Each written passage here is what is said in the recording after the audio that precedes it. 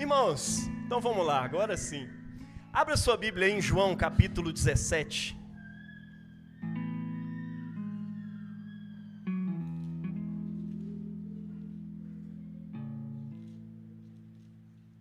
João 17. Nós vamos ler do 1 ao 3.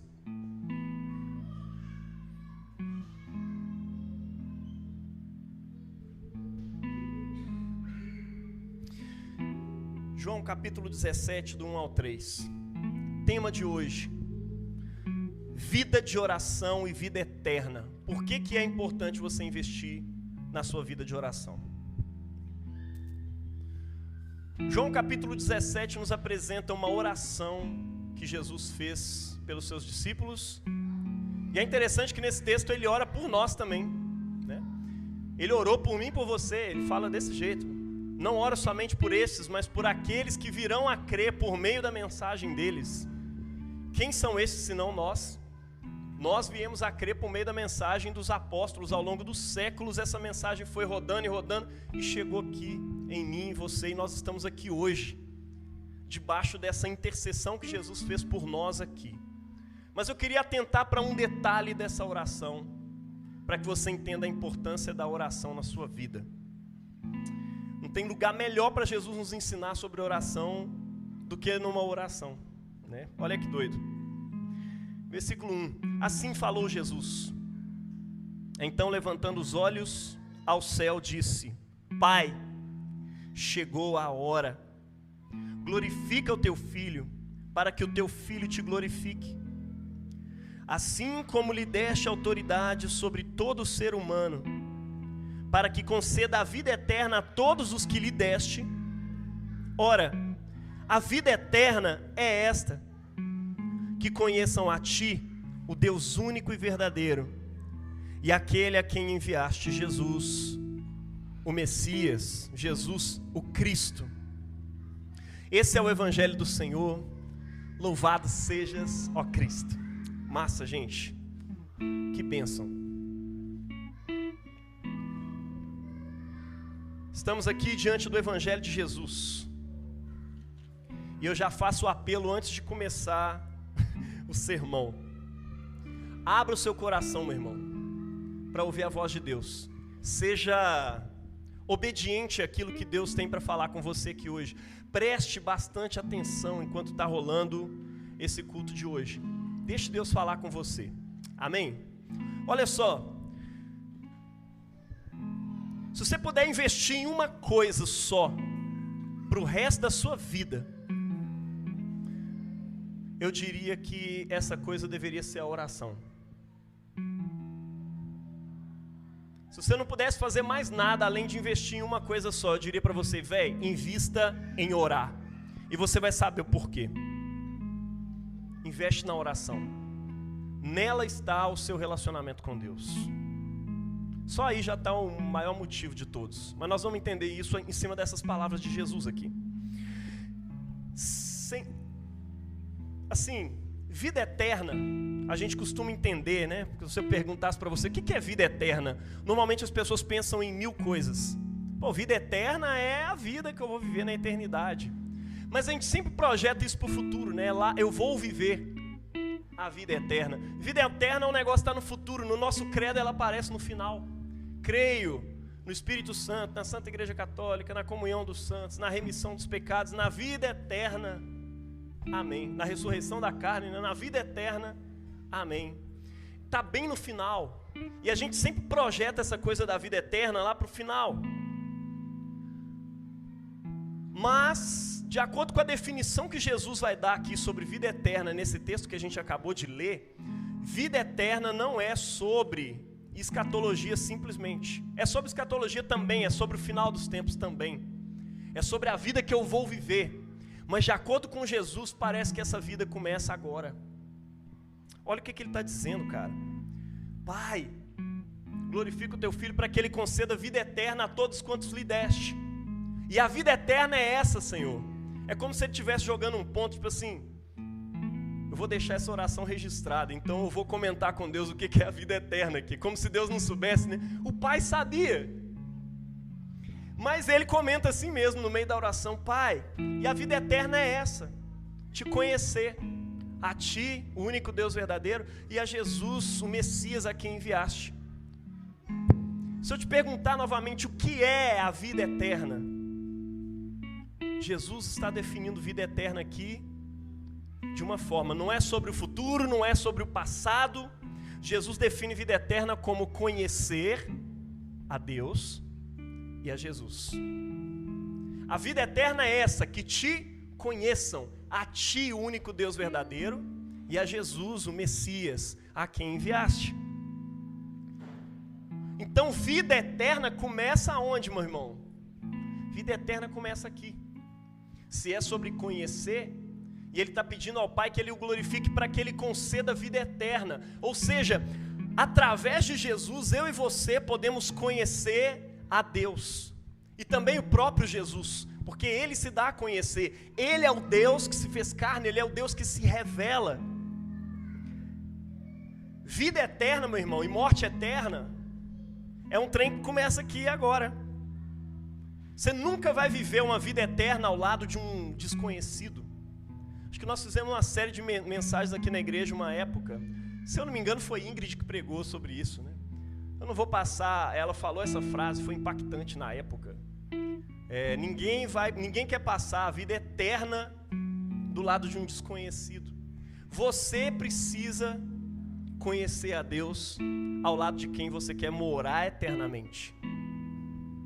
Essa vida começa aqui e agora. Morte eterna também. Porque se vida eterna é conhecer a Deus, morte eterna é exatamente o contrário. É não conhecê-lo. Isso aqui é pior do que o inferno. Na verdade, isso aqui é o próprio inferno. Não conhecer a Deus e ao Messias a quem ele enviou. Porque é por meio do Messias que você o conhece. Está dando para entender? Ninguém vai para o inferno sem antes já não estar vivendo esse inferno aqui, meu irmão. Que é não conhecer a Deus. Mas também ninguém vai para a vida eterna sem antes não estar vivendo a vida eterna aqui e agora. Porque a vida eterna é sobre conhecer a Deus. E se é conhecer, tem a ver com relacionar-se, né? Relação é a base de todo conhecimento. Como é que as crianças aprendem? Pelo menos as minhas foram assim, né? Que não pode fechar a porta com a mão atrás dela. Relacionando com a porta. E eu sou pedagogo, eu faço questão de deixar ele prender os dedinhos na porta umas 2 ou 3 vezes. Véi, eles aprendem muito rápido. É incrível. Como é que você acha que ele aprende sobre o fogo? Que é calor? Não, mentira, eu não deixei meu filho queimar a mão. Mas eu deixei ele chegar perto assim, das coisas quentes, né, segurando a mãozinha dele. Tá vendo? Isso aqui queima. Quente. É quente, papai? É quente. Queima a língua, queima a mão. Encosta não. E assim você vai aprendendo. Conhecer tem a ver com relação. Relacionamento. Você se relaciona com as coisas para poder conhecer. Você só conhece um café de verdade experimentando, deixando aquelas notas do café invadirem suas papilas gustativas. E você sente ali aquele doce natural do café. Glória a Deus. Isso é maravilhoso. Gente, relação é a base de todo conhecimento. E se relação é a base do conhecimento, implica o que, gente? Se você tem que se relacionar para conhecer alguma coisa implica tempo, implica maturidade, implica perseverança. A Zane não conheceu o Guilherme. É estranho falar Guilherme. Você não conheceu o Lima, o irmão Lima, não o violinista, mas o baixista. Você não conheceu o Fussano, Fraga. Você não conhece pessoa do mesmo jeito que você conhece o fogo. Você não fica lá fuçando, funciona isso aqui, aquilo. Não, você precisa tempo, conhecer, bater papo, se relacionar. Alguém pode dizer aqui, não, mas eu conheço o Lima. A Zane diz, não, eu conheço o Lima. Aí alguém vira e fala, não, mas eu também conheço. Fala, irmão, fala isso com a Zane, não. Não irrita, não. Você não conhece o Lima de verdade. É claro, há níveis de conhecimento, né? Mas Zane conhece o Lima muito mais profundamente do que eu, mano. Com certeza. Tem gente que acha assim, né? Pô, se você procurar, ainda mais meu nome, que é bem peculiar, né? Jaime Sepulcro. Joga no Google. Vai aparecer lá tese de mestrado, vai aparecer o escavador, vai aparecer artigos que eu escrevi lá na época da faculdade, vai aparecer um monte de coisa. Vai aparecer meu Instagram, aí você entra, vê lá, aí você fala, conheço o Jaime. Mano, quem me conhece mesmo é a Priscila. Ela anda comigo o dia inteiro, ela sabe como é que eu sou. Minha mãe me conheceu uns 27 anos, 24 anos antes de eu casar. Ela me conhece, meu pai me conhece, meu irmão. O tempo de vida dele, eu existi na vida dele. Ele sabe quem eu sou. Porque conhecimento real é sobre relacionamento. Mas e Deus?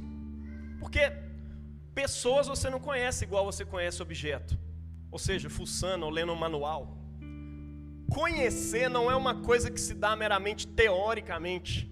Não é uma coisa que eu estudo teologia, logo conheço Deus. Estudei o currículo da psicóloga Fernanda e agora eu conheço a Fernanda. Não, não é assim que funciona. Conhecer é relacionar-se. Conhecimento só vem a partir de relação, mas e Deus? Como eu conheço Deus, afinal de contas? Olha, se tem uma coisa que a Bíblia nos revela, e ela deixa isso implícito nas entrelinhas e no explícito mesmo da Bíblia, é que Deus é uma pessoa. Deus é pessoal, Deus é pessoa. Ele não é uma coisa que eu relaciono, que eu fuço, que eu... Não, cara, Deus é uma pessoa. E Ele tem um jeito de se relacionar. E na Bíblia você encontra formas de se relacionar com Deus, formas estabelecidas pelo próprio Deus. Com Deus não é diferente de você conhecer uma pessoa. Implica o quê? Relacionamento do mesmo jeito.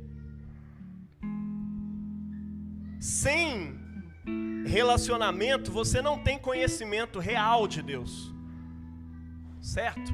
Agora, pensa comigo.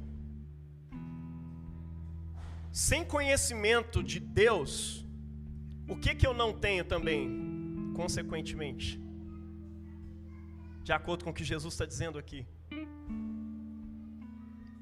A vida eterna é essa, que te conheçam a ti. Se eu não conheço a Deus, eu não tenho vida eterna. É sobre isso.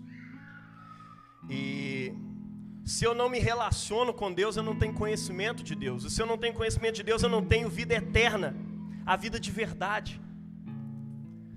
Ou seja, isso implica que sem oração, sem meditação na palavra, não há relacionamento com Deus. Isso implica necessariamente na relação entre uma vida de oração e a vida eterna. Meu irmão, sem vida de oração não tem vida eterna. É sobre isso que eu estou falando. Pô, achei que a vida eterna era tipo assim, Jesus conquistou para mim na cruz e agora eu tenho, ponto final. Não desenvolve não para tu ver. A Bíblia diz isso. Desenvolvei a vossa salvação. Ou seja, até a salvação é para você desenvolver com temor e tremor, com zelo.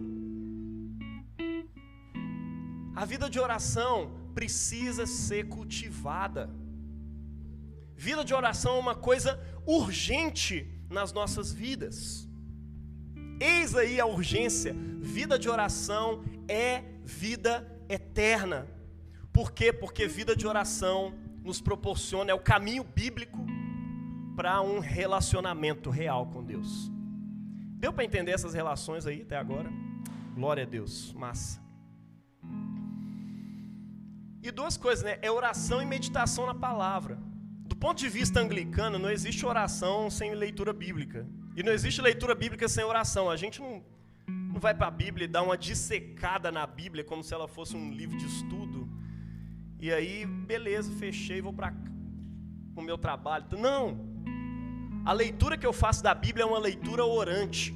Ela precisa entrar no meu coração. E para ela entrar no meu coração, é mais do que mente. Nós não somos, como a gente diz aqui sempre, cérebros em cima de um palito. Nós somos pessoas. Nós temos coração, nós temos corpo, nós temos emoções. Nós somos seres integrais e a integralidade de quem nós somos precisa conhecer a Deus. Deus se dá a conhecer na integralidade de quem nós somos. É vida de oração e meditação na palavra. É total. Não é só estudar. Não é só orar e pedir aquilo que eu preciso para o meu dia, né? Tem gente que fala, aprendi a orar. Eu levanto de manhã e falo, Deus, obrigado aí por essa noite. Abençoa aí o meu dia. É nóis. Aí vai para o trabalho, faz um monte de coisa, vive a vida. Depois, Senhor Deus, abençoa aí minha noite, não deixa eu morrer não. Que amanhã eu possa viver de novo. Uma relação utilitarista com Deus, como se ele fosse um amuleto, alguma coisa do tipo. Deus não é isso, meu irmão. Alguns gostam de dizer, Deus é um cavalo selvagem. Não dá para você domar Deus.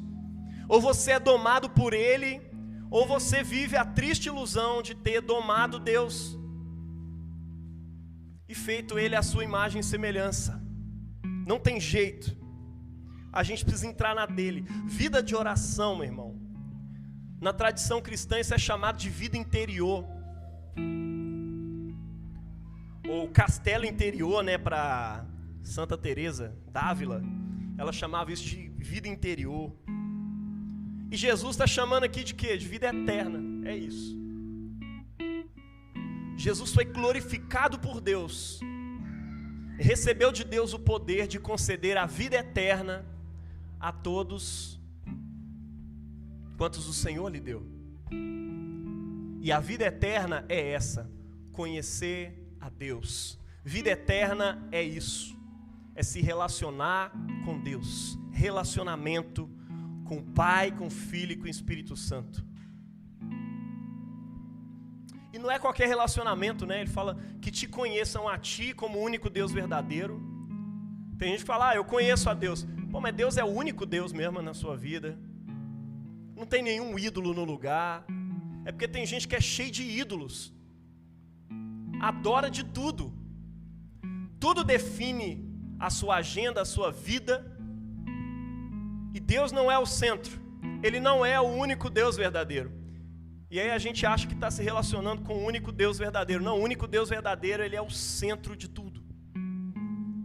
Quando eu o conheço por meio de Jesus, para eu ter vida eterna, eu preciso conhecer a Deus tal qual ele se revela, como o único Deus verdadeiro. Isso fazia parte de um credo da vida espiritual de Jesus, como um bom judeu daquele tempo. Eles precisavam repetir todos os dias, várias vezes ao dia, aquela parte da Torá: Shema Israel. Ouve Israel, o Senhor, Yahvé, o teu Deus, é o único. Ele é o único Senhor. Ama o Senhor, o teu Deus, de todo o teu coração, com toda a tua alma, com toda a tua força, com todo o teu entendimento. Essas palavras estarão na tua mente e no teu coração. Tu as atarás como um sinal na tua testa e nas tuas mãos. Aí tem gente que acha que é para desenhar, escrever esse texto na testa, na mão. Tem gente que anda com ele amarrado, inclusive, né? Isso virou tradição judaica. Mas a testa e a mão, talvez você possa fazer essa associação imediatamente, mas tem gente que não faz essa associação. Testa é mente, a mão são as suas ações, tá? Ou você estava achando que a marca da besta ia realmente mandar um 666 no meio da sua testa, na sua mão? Ó, quem tem a marca da besta. Não, meu irmão, a marca da besta está na sua mente e nas suas ações, no seu coração, tá? É sobre isso. Não tinha negócio da marca, não era o chip, tá? Pode ficar tranquilo. Tá bom, eu não queria um chip também em mim para todo mundo saber onde eu tô e tal. Mas tem hora que eu queria ter, porque eu esqueço as coisas em tudo quanto é lugar, e ia facilitar muito eu poder botar a mão assim na maquininha de cartão e ou apresentar a sua identidade, pá, tá no QR Code aí, lê. Já tá tudo uma vez. Mas não tem nada a ver com chip, não tem nada a ver com uma escrita, tem a ver com a sua mente e com as suas ações. E com Deus também tem a ver com a sua mente e com as suas ações, tá? E isso fazia parte do credo de Jesus. Jesus o tempo todo orava essa oração. Ouve, Israel, o Senhor é o único Senhor. E a ideia de vida eterna para Jesus é que eles conheçam a Deus do jeito que ele conhecia, como o único Senhor. Único Senhor. E a Jesus, o Messias, a quem enviaste. Porque é através de Jesus que nós conhecemos a Deus. Ou seja, meu irmão, conhecer a Deus é um hábito. E como todo hábito, leva tempo, precisa ser cultivado. Como é que vai o seu jardim interior? Como é que vai o jardim da sua vida de oração? Como é que você tem cultivado isso? Você tem cultivado realmente, você tem colocado isso como a coisa mais importante para você fazer no seu dia a dia? Ou você levanta e já vai direto para o celular para ver as atualizações dos colegas? Ou para conferir os e-mails? Tem gente que fala assim, não, eu não deixo o Instagram me distrair, me dominar. Eu vou direto para o trabalho, eu já abro o e-mail para ver quem que mandou e-mail, para ver se responderam o negócio de ontem. Eu já levanto um computador ali na frente, já começo a trabalhar para a glória de Deus, porque Deus está sendo glorificado com isso, irmão. Pelo amor de Deus, acorda. Você tem contato com Deus, você consagra o seu dia ao Senhor antes de qualquer coisa. Você tem uma vida, você está cultivando a sua vida de oração, o seu castelo interior,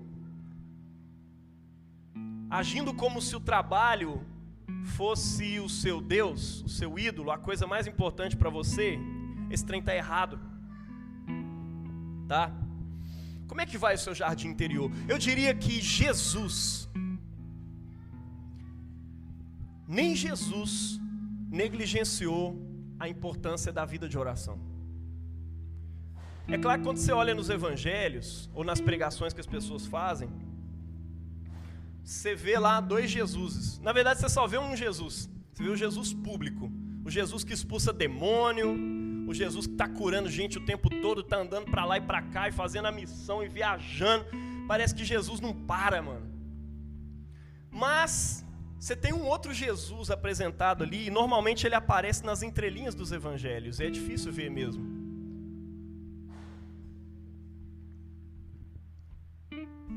Um Jesus que ora. Nem Jesus negligencia a importância da vida de oração. E olha, Jesus não orava pouco não, né? Tem gente que fala, não, Jesus orava sim e tal, também. É como se Jesus fosse o cara da missão, e em alguns momentos ele parava para orar. Não, meu irmão, olha, Jesus orava e não orava pouco, tá?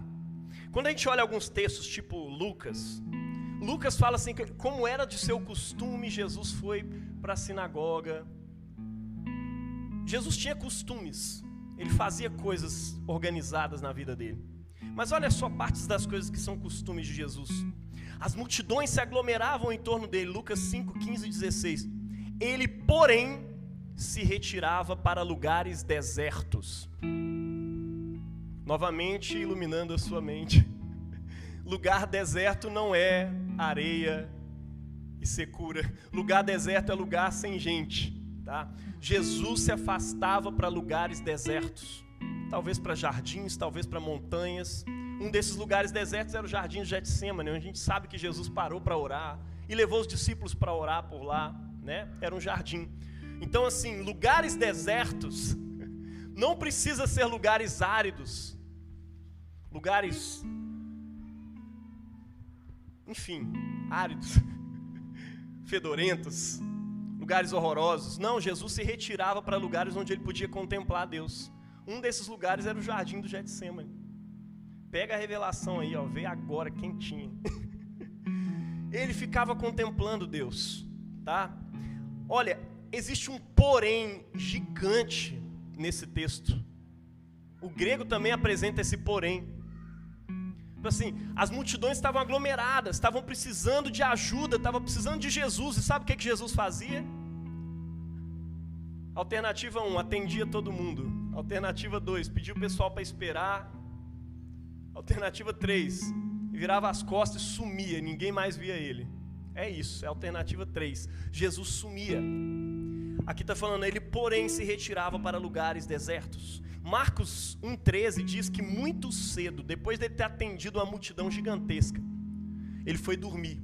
E logo muito cedo, fazendo-se ainda escuro, Jesus se levantou e foi subir ao monte para orar. Muito cedo. Lembra disso, meu irmão? O cultivo da vida de oração começa cedo. Eu sei que talvez o seu momento de oração melhor pode ser à tarde, não tem problema. Mas não negligencie essas primeiras horas do seu dia não, meu irmão. Não entregue ela direto para o seu trabalho, revelando que o trabalho é o teu ídolo. Não entregue ela direto para as suas preocupações. Mas será que ela respondeu minha mensagem? Será que ele respondeu? Será que isso? Será que aquilo? Não. Busque em primeiro lugar o reino de Deus. Deixe as outras coisas serem acrescentadas. Nem que seja uma oração pequena de 1 minuto, 5 minutos.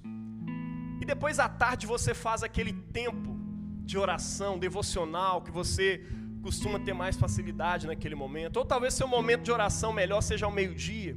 Ou talvez seja de manhã mesmo. Levanta e ore. Uma coisa eu te digo, meu irmão, não negligencie a vida de oração. Jesus não negligenciava a vida de oração. E outra coisa, Jesus passava tempo em oração. Lá em Mateus 14, 23 diz que ele subiu ao monte para orar, depois de ter atendido o pessoal de manhã. Tá? E aí ele sobe, se despede do pessoal, fala com os discípulos, gente, vai para outra margem do lago, que é tipo um mar, vai para lá, eu vou orar. Aí Jesus sobe para orar, e a Bíblia diz que à tarde ele ainda estava lá orando. E aí caiu a noite, e Jesus ainda estava lá orando. E aí, no início da madrugada ali, por volta da meia-noite, as ondas começaram a bater forte no barco dos discípulos. Sabe o que Jesus fez? Nada. Ele continuou orando aonde ele estava. Jaime, mas tinha uma urgência. Sim, tinha uma urgência e Jesus estava orando. Sabe por quê? O que é mais urgente do que as suas urgências? A vida de oração. Véi, talvez você não esteja entendendo o que eu estou dizendo aqui hoje. Sabe o que é mais importante do que as suas urgências? A oração. O cultivo do seu relacionamento com Deus. Isso é mais importante. As multidões estavam desesperadas. Jesus sabia que ele não podia atender todo mundo. Quando ele ressuscitasse e subisse ao céu, ele poderia estar junto com cada discípulo, assim como ele está aqui agora, em cada mesa eucarística onde celebra o pão e o vinho. Jesus sabia que ele poderia estender o seu ministério, porque quando ele subisse, nós faríamos as obras que ele fez e faríamos maiores ainda, porque ele estaria dentro de cada cristão. Mas naquele tempo Jesus estava ali, sozinho. Ele era a única arca de Deus, a presença de Deus estava nele. E ele não se deixa entregar para a multidão de tarefas que tinha no dia dele. Ele sobe para o monte e vai orar. E a Bíblia diz que de manhã, cedinho, como ele tinha passado a noite inteira quase em oração, aí ele vai ao encontro dos discípulos, andando sobre as águas. Que doideira, eu poderia até dizer para você, viu irmão, quanto mais você ora, mais poder você tem, aí você consegue andar em cima da água, mas não é sobre isso. Aqui nós estamos falando a respeito da importância da vida de oração para Jesus. Ele não negligenciava isso. Quer imitar Jesus, meu irmão? Ore, seja uma pessoa de oração, invista na sua vida interior. Oração, cara, era o tecido conectivo da vida de Jesus. Raniero Cantalamessa, toda vez tem que citar o cara aqui, né? Porque o cara é bom mesmo. Ele costuma dizer isso, que se a gente observar bem, aquilo que antes parecia um Jesus da missão, que de vez em quando se dedicava à oração, quando você olha bem para esses textos, você vai perceber um Jesus de oração, que às vezes se dedicava à missão. Porque a missão realmente é muito mais importante para nós, é a missão de Cristo, morrendo pelos nossos pecados e resolvendo os problemas da humanidade. Mas a maior parte do tempo Jesus estava orando, ele estava se preparando para o grande finale, ele estava se preparando para a missão, ele estava recarregando as baterias no Pai. É sobre isso, meu irmão. Vida de oração é como um rio que desaparece. Jesus está o tempo todo orando, e a nossa vida de oração precisa ser isso. É um tecido que conecta cada momento da nossa vida. Tudo que a gente faz está embebido na oração. Eu fui visitar um tempo atrás, junto com a Pri, nas nossas férias, a gruta. Rapaz, esqueci o nome da gruta. Deve ser da Lapinha, acho que é a gruta da Lapinha. E tinha um rio subterrâneo, mano. O rio estava assim, aparente. Aí de repente ele entrava para dentro da terra, ninguém sabia. E depois ele ia aparecer lá na frentona. Todo mundo falou, pô, o rio desapareceu do nada. O que aconteceu com esse rio? E ele estava simplesmente passando no meio das pedras e de repente ele ia reaparecer para lá. A nossa vida de oração é tipo assim. A gente ora. Quando você entende a importância da vida de oração, você entende que tudo que você faz como um cristão é orar.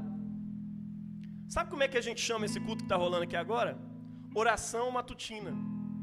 Tem um modelo no livro de oração comum anglicano. E isso aqui que a gente está fazendo é uma oração. Ô Jaime, mas você está pregando, você não está orando agora. Sim, porque a oração envolve meditação na palavra e envolve oração a partir da palavra. É por isso que as nossas orações, a famosa coleta, não tem nada a ver com a coleta de dinheiro. Tem a ver com a coleta de todas as nossas intenções em torno da oração, em torno da pregação do dia. E a gente ora em torno daquilo, vivendo um calendário litúrgico, um calendário cristão, que envolve cada coisa que a gente faz. Tudo que a gente faz na nossa vida é oração. O apóstolo Paulo conectou essa coisa com o culto. Os sacrifícios rituais que tinham lá no mundo judaico, né, eram 3 vezes ao dia. Quando o povo de Israel saiu de Israel, né, perdeu o templo e tal, foi para a Babilônia, os homens fiéis a Deus em oração, sabe o que eles faziam?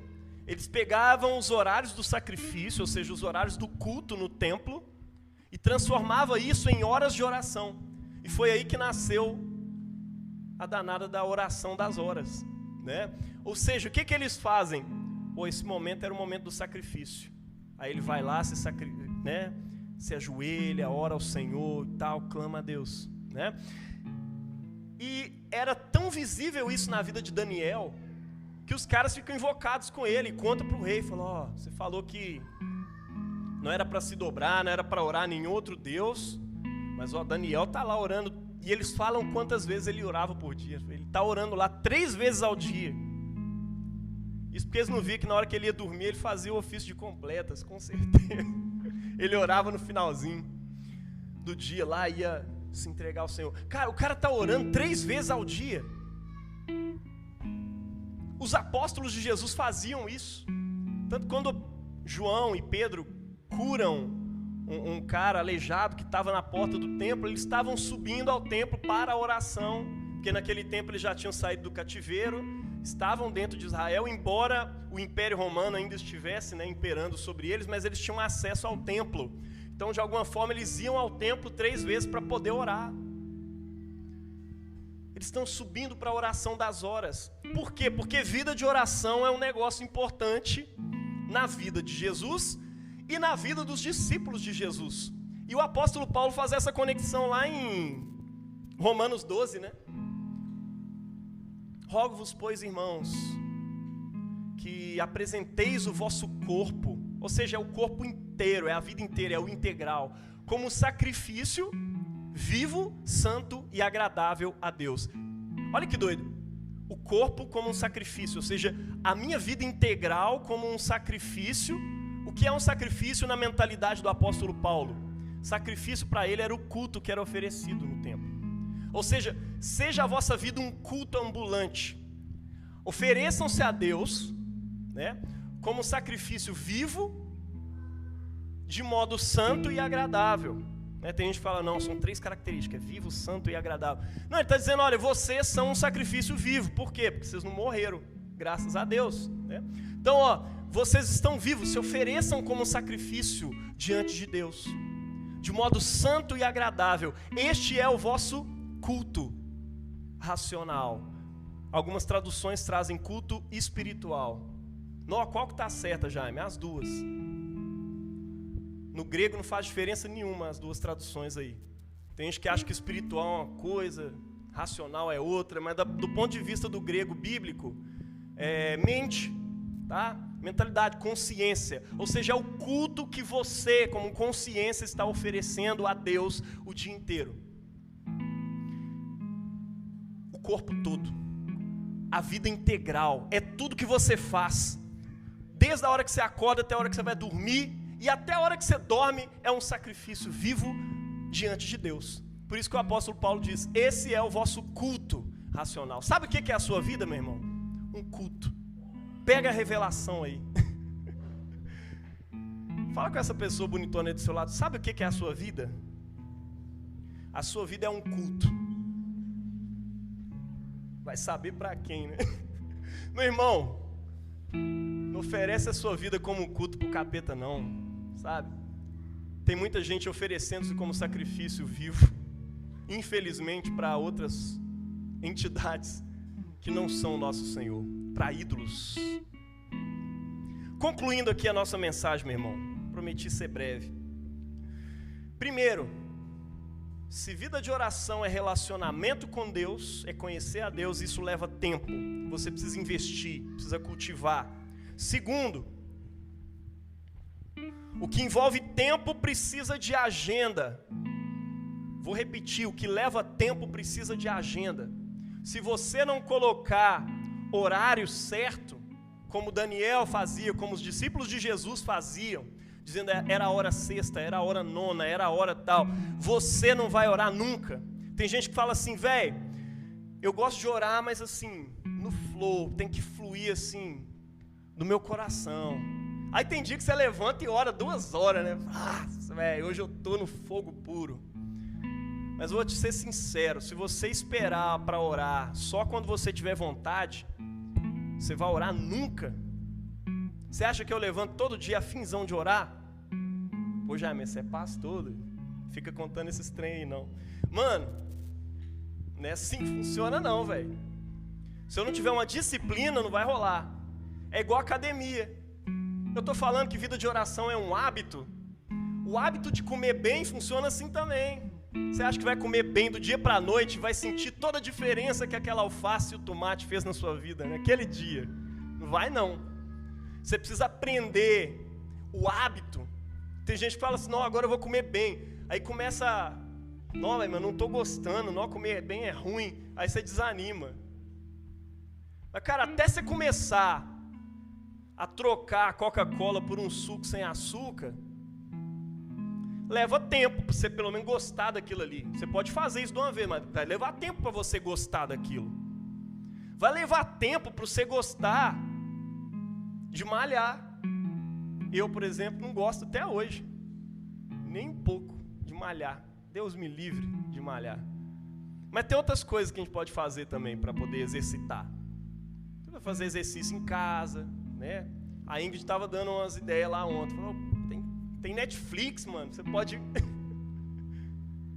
abrir o Netflix, começar a malhar em casa, fortalecer aí seu músculo e tal. Parar de usar essa desculpa que o seu joelho está doendo. Você fortalece o joelho e você dá conta de andar de novo de bicicleta. Eu gosto, adoro bicicleta, irmão.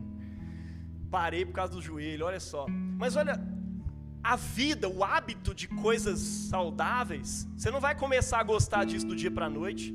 Segundo, você não vai ver o efeito do dia para a noite. A não ser o efeito da quebradeira. Você já experimentou? O Gabriel estava lá semana passada na palestra do Eric, destruído. Um tempão que ele não malhava e de repente pegou, malhou. Chegou lá, não estava aguentando carregar uma mala, mano. Tive que carregar uma mala com ele, mano, levinha. Não estava dando conta, não. Mentira, tô zoando, a mala estava pesada.